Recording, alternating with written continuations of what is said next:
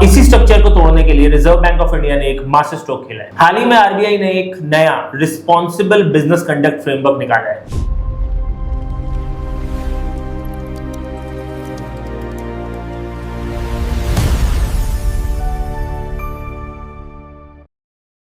Imagine this, आप bank में जाते हो, 5 लाख की एफडी कराने। मैनेजर आपको चाय पिलाता है, एक नई स्पेशल स्कीम समझाता है जिसमें एफडी से ज्यादा इंटरेस्ट और टैक्स बेनिफिट। आप खुशी खुशी साइन भी कर देते हो, लेकिन 6 महीने बाद आपको जब इमरजेंसी में अपने ही पैसों की जरूरत पड़ती है तो आपको पता चलता है कि आपने एफडी में नहीं, आपने तो एक 10 साल की लॉक इन वाली लाइफ इंश्योरेंस पॉलिसी खरीद ली है। अगर अभी पैसा निकाला तो 5 लाख की जगह सिर्फ 2 लाख मिलेंगे। और सबसे शॉकिंग बात, ये टेक्निकली फ्रॉड भी नहीं।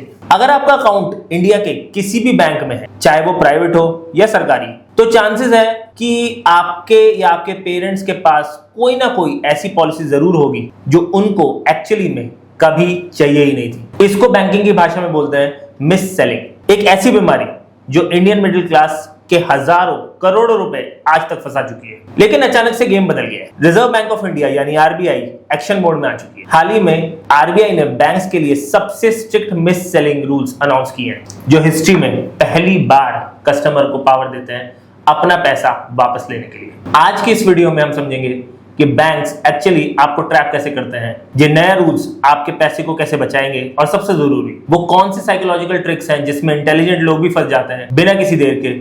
इन सब चीजों को गौर से समझ। चलिए मिलते हैं मिस्टर वर्मा से। उम्र 58 साल, 2 साल में रिटायर होने वाले हैं। वो अपनी सारी सेविंग्स लेकर ट्रस्टेड बैंक के पास जाते हैं और उन्हें कहते हैं कि मुझे एक सेफ एफडी में पैसा लगाना है। वहां उनकी मुलाकात होती है उनके रिलेशनशिप मैनेजर से। आरएम कहते हैं, वर्मा जी, एफडी पर तो सिर्फ 6-7% रिटर्न मिलेगा, टैक्स कटने के बाद तो इन्फ्लेशन भी वेट नहीं हो पाएगा। मेरे पास आपके लिए एक गारंटीड इनकम वाला प्लान है, 8% का रिटर्न, बिल्कुल टैक्स फ्री और एफडी जैसी सेफ्टी। वर्मा जी इंप्रेस हो जाते हैं। वर्मा जी अपने आरएम को बोलते हैं कि आप मेरा पैसा इन्वेस्ट करने का प्रोसेस आगे करवाओ। आरएम जल्दी से डिजिटल टैबलेट निकालता है, एक ओटीपी आता है और प्रोसेस डन। पर यहाँ आरएम ने ये नहीं बताया कि ये प्लान एक ULIP unit linked insurance plan है, या लॉन्ग टर्म इंश्योरेंस बोल सकते हैं। उसने ये नहीं बताया कि पहले 5 साल तक आप एक पैसा नहीं निकाल सकते, और उसने ये बिल्कुल नहीं बताया कि जो 8% रिटर्न दिखाया था वो गारंटीड नहीं, सिर्फ एक इलस्ट्रेशन था। वर्मा जी को ये बात तब समझ आई जब अगले साल उन्हें अपनी बेटी की पढ़ाई के लिए पैसे चाहिए थे। बैंक ने कहा, सर सरेंडर वैल्यू तो आधी होती है,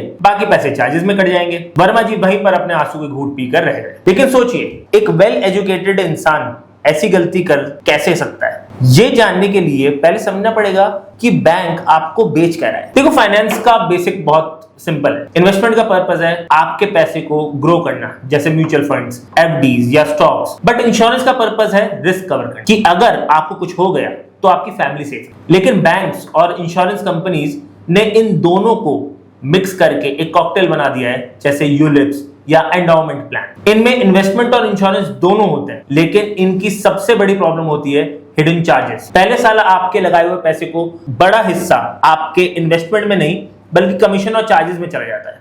बट मिस सेलिंग कहां होती है? मिस सेलिंग तब नहीं होती जब आपसे झूठ बोलते हैं। मिस सेलिंग तब होती है जब आपसे आधी सच्चाई बोली जाती है, जैसे होम लोन लेते वक्त बोलना, सर लोन के साथ ये इंश्योरेंस लेना मैंडेटरी है, जबकि लीगली ऐसा कुछ मैंडेटरी नहीं है। या क्रेडिट कार्ड की लिमिट बढ़वाने के टाइम पे आपको बिना बताए एक क्रेडिट कार्ड प्रोटेक्शन प्लान चिपका दिया जाता है। लेकिन सवाल ये उठता है, जिसको हम अपना पैसा ट्रस्ट करके देते हैं वो बैंक हमारे साथ करता ही क्यों है ऐसा? बैंकर्स आपसे नफरत नहीं करते, उन्हें बस अपना टारगेट पूरा करना है। बैंक्स का प्राइमरी बिजनेस क्या है? लोन देना और डिपॉजिट लेना। लेकिन आजकल बैंक्स अपना सबसे ज्यादा मुनाफा कमा रहे हैं फी बेस्ड इनकम से, यानी वो थर्ड पार्टी प्रोडक्ट्स बेचकर। मान लीजिए आपने बैंक में 1 लाख की एफडी करवाई, बैंक को उसमें मार्जिन बहुत कम मिलता है, लेकिन अगर वही आरएम आपको 1 लाख का इंश्योरेंस प्लान बेच दे तो बैंक को पहले ही साल में 20 से 30% का अपफ्रंट कमीशन मिल जाता है। अब बैंक की टॉप मैनेजमेंट अपने ब्रांच मैनेजर्स को टारगेट देती है, ब्रांच मैनेजर्स अपने आरएम्स को टारगेट देते हैं। अगर इस हफ्ते 5 इंश्योरेंस पॉलिसी नहीं बिकी तो अप्रेजल भूल जाओ, क्रॉस सेलिंग करो,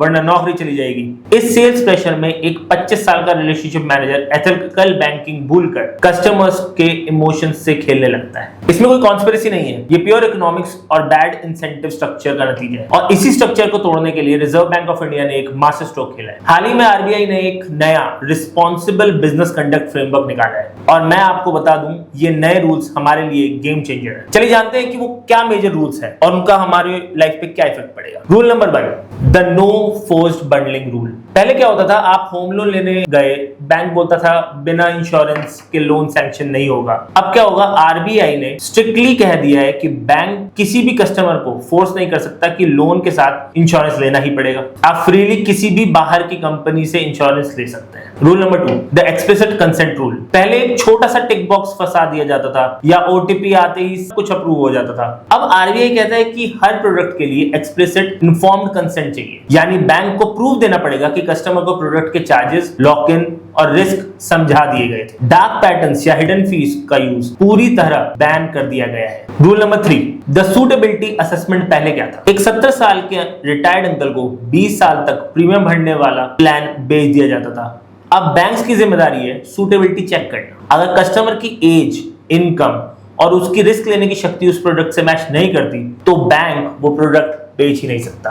rule number 4, the ultimate weapon, refunds and कंपनसेशंस। ये सबसे बड़ा रूल है। अगर आप प्रूव कर देते हो कि आपके साथ मिस सेलिंग हुई है तो आरबीआई के नए रूल्स के मुताबिक बैंक को ना सिर्फ आपको पूरा पैसा रिफंड करना पड़ेगा बल्कि आपको फाइनेंशियल लॉस के लिए अलग से कंपनसेशन भी देना पड़ेगा। तो सवाल ये है कि क्या सच में अब सब कुछ ठीक हो गया है? ये सिर्फ आधी कहानी। ऑन पेपर्स ये रूल्स बिल्कुल परफेक्ट लगता है, कस्टमर्स को प्रोटेक्शन मिल रही है, बैंक्स पर हैवी पेनल्टीज लग रही है, लेकिन इसमें अभी भी कुछ प्रैक्टिकल लूपहोल्स हैं। सबसे बड़ी प्रॉब्लम है कंसेंट का डिजिटल एविडेंस। बैंक्स हमेशा ये आर्ग्यू करेंगे कि देखिए कस्टमर ने खुद ओटीपी डाला था और टैबलेट पर खुद साइन किया था, हमने थोड़ी जबरदस्ती की थी। इंडिया में फाइनेंशियल लिटरेसी बहुत कम है, लोग बिना पढ़े अग्री पर क्लिक कर देते हैं क्योंकि उन्हें मैनेजर पे ट्रस्ट होता है। जब तक कस्टमर खुद पढ़ना शुरू नहीं करेंगे कोई भी आरबीआई रूल उन्हें बचा नहीं सकता है। तो एज एन इन्वेस्टर आपको अपना शील्ड खुद बनाना पड़ेगा। आज के बाद जब भी आप बैंक जाएं और कोई आपको नया फाइनेंशियल प्रोडक्ट बेचे तो ये 4 सवाल जरूर पूछें। Is this guaranteed? अगर वो बोलता है यस तो बोलिए मुझे ऑफिशियल ब्रोशर में रिटन हाईलाइट करके दिखाओ कि इसमें गारंटी कहां लिखी है। What happens if I stop paying after 1 year? ये सवाल तुरंत सारे इंश्योरेंस कम इन्वेस्टमेंट प्लान्स की सच्चाई खोल देगा। अगर लॉक इन और हैवी पेनल्टी है तो आपको तुरंत पता चल जाएगा कि आप इसमें पैसा डालना बंद नहीं कर सकते। Are you getting a commission on this?